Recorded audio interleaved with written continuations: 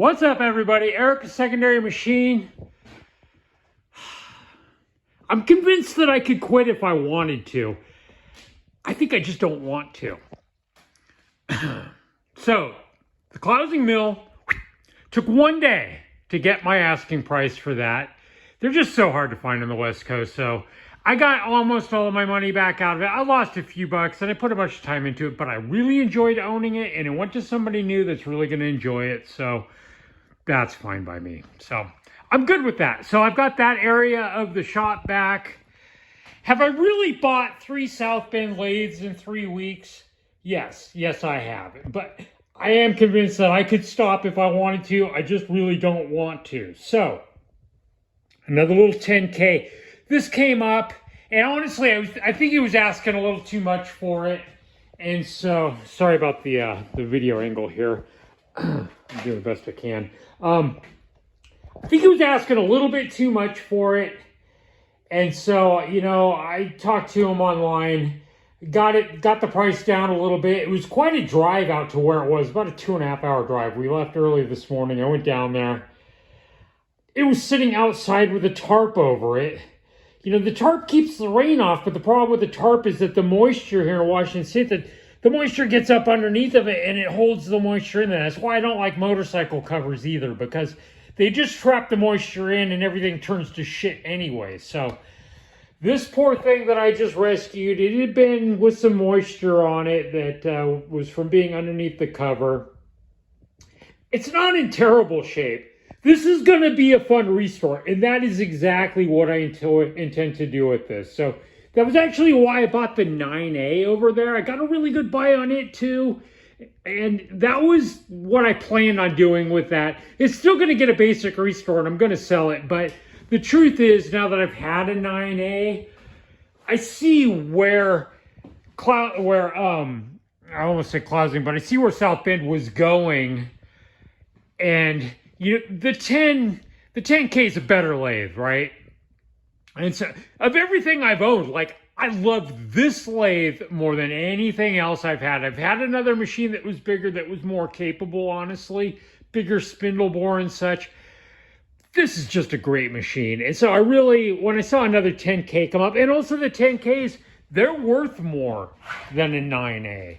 And so when I saw it come up, looking at the pictures, I thought, you know, he's probably asking a little much. I got him to come down on the price before I went down and looked at it.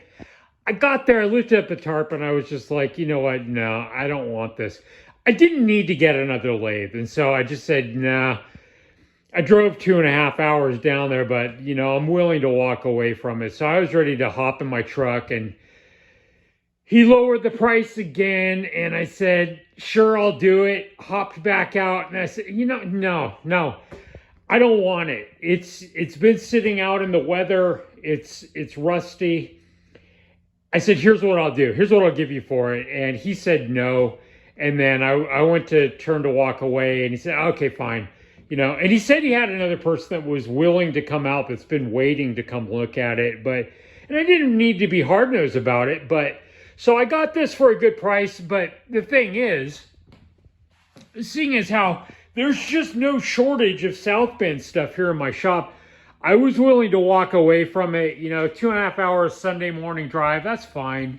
I would just as soon keep the money and not spend it. But, you know, we came to what I originally actually asked him if he would sell it for, and he told me no. That's when I first hit him up just through messaging him. So I still got it for what I originally wanted to pay. It's a little rougher than what I wanted to pay.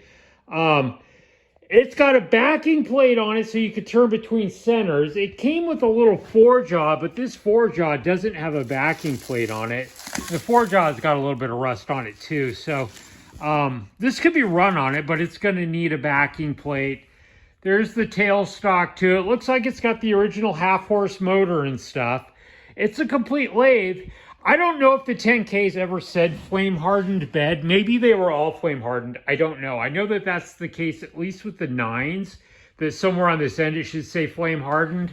Maybe by the time they came out with these, actually, if you're really familiar with this stuff and you know for sure, please do let me know. But I have a feeling maybe by the time they started producing these, maybe they were all flame hardened and they dropped putting that on them.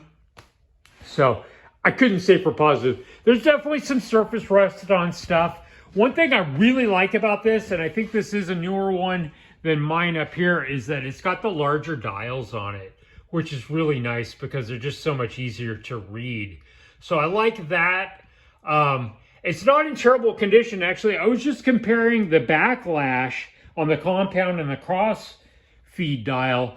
And backlash wise, this machine and that machine are basically exactly the same. So I think that in terms of the actual overall condition, they're probably very, very similar. I don't really know how the gearbox is going to turn out because I haven't even taken a look up underneath of it. You know, for all I know, there could be some bad gears under there. Typical of a South Bend, the minus a tooth here, which won't stop it from running because this one is minus a tooth in the same spot. The main thing is that the bull gear is good. It's good all the way around. And the spindle feels fine. So we'll know more about that in a bit after I start pulling things apart. There's definitely some surface rust here. All the gears on the end, I was able to look at really closely, make sure I'm not minus any teeth or anything on those. So this end of the lathe is all definitely good. Got,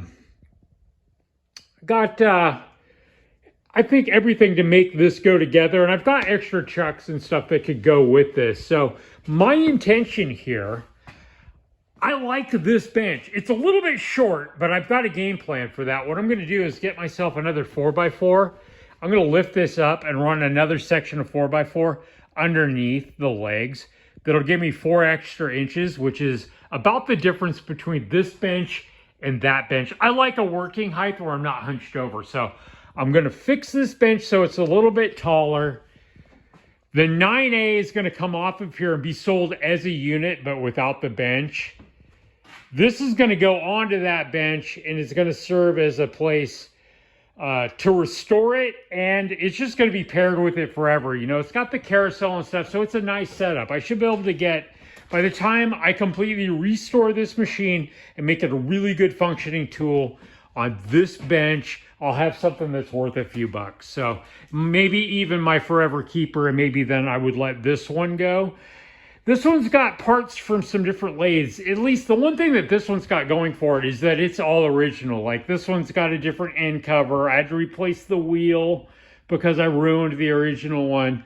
So it's not completely just all original. This one is all original. The story behind this one, of what I know, is that as far as I know, it was the original owner. It was an old man. Actually, I can't say for sure that it was the original owner, but he said that it was a friend of his family's is where it came from. He passed away, and that's how it got moved down the road. But he said that the old guy that did own this, he said, absolutely loved the machine and really cherished it. So I would like to think that maybe he was the original owner, but I can't say for absolute positive. As for history, I do know where it originally came from. It was from here in Washington State. We got a plate on here, sold by Aronson's Hardware Company. And let's see if I can read the rest of this. Something Pike Street in Seattle, you know. And of course, Pike Street, you know, that's where the Pike Street famous market is, the fish market. So somewhere right in that area is where this came from, brand new.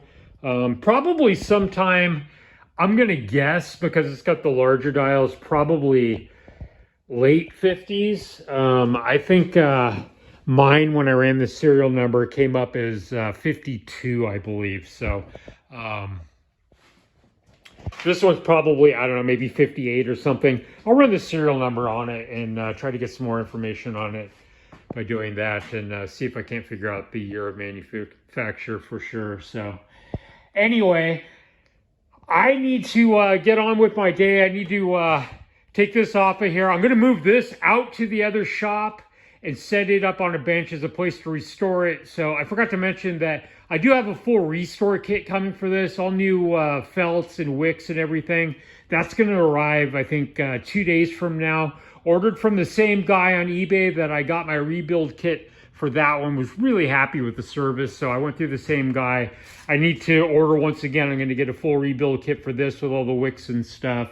I saw this kind of coming possibly, so I ordered the same belt, the same rubber belt as this one again off of Amazon. So this is going to arrive today. So if I get to work, I could have this actually up on that bench maybe today and ready to run. So Erica Secondary Machine, I will check in with you again later.